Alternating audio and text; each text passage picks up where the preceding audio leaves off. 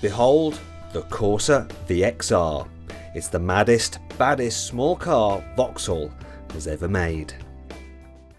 So this car has a 1.6 litre turbo petrol engine with 202 brake horsepower, which importantly is more power than you get with the Ford Fiesta ST and the Volkswagen Polo GTI. And to leave you in no doubt that this is a sporty car, you've got some visual upgrades such as this fake bonnet scoop, which of course does absolutely nothing.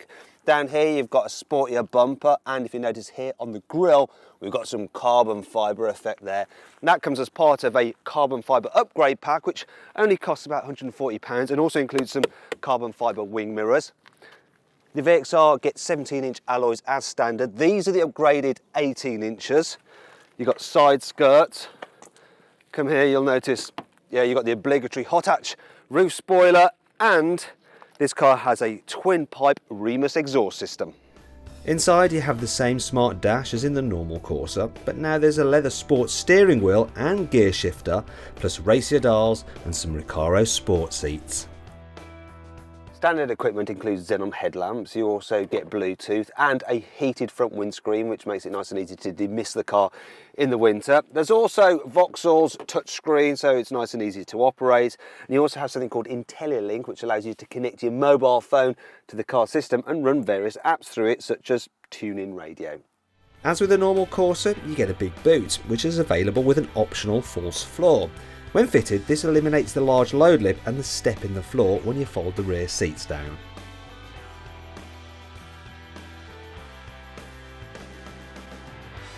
Let's talk about the performance, which is pretty impressive. So, Vauxhall claims this Corsa VXR will do 0 to 62 miles an hour in just 6.5 seconds, which means that on paper it's ever so slightly faster than the Ford Fiesta ST. And that's obviously really important if you're playing top trumps.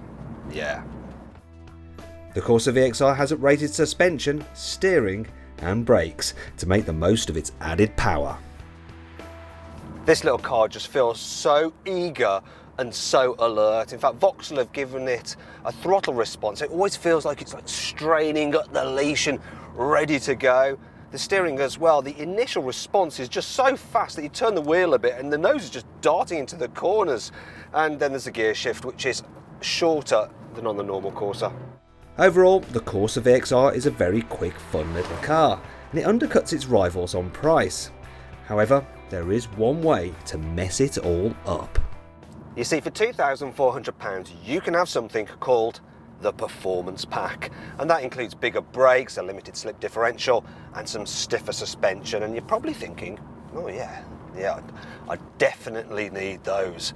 And you know, maybe you do if you're driving this car on track, but if you're driving it on the road, oh my god, these additions, they're not so much a performance pack as a torture pack.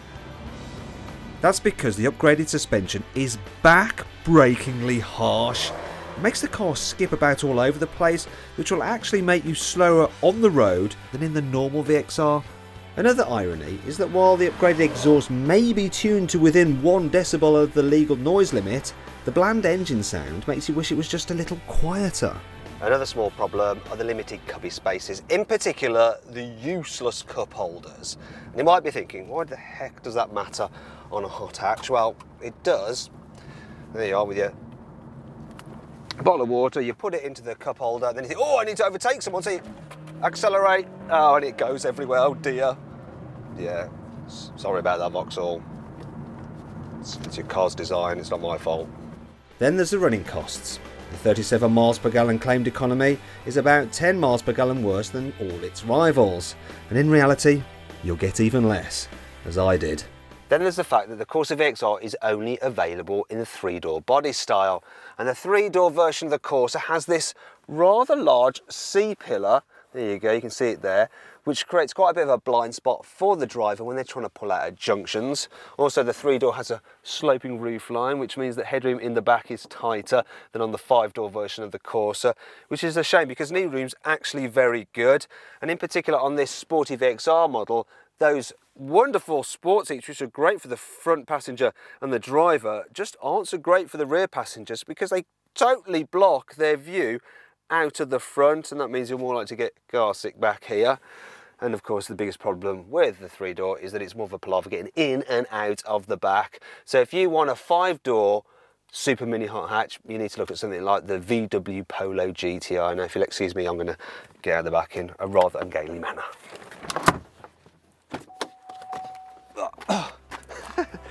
Still, if you're buying this kind of car, you're not really that concerned about your rear passengers. It's all about you, the driver, and it is a fun little thing so long as you don't have that performance pack. However, you should also check out our reviews of the arguably even more fun Ford Fiesta ST by clicking down here, and the more sensible yet less fun VW Polo GTI by clicking down here. If you click up there, you can see our very latest video review, and please click on our logo to subscribe to our channel. If you're watching on mobile, click the links below the video, as they do exactly the same thing. Now if you want to know what this performance pack upgrade feels like when you're driving on a bumpy road, I can just simulate it right now. It's a bit like that.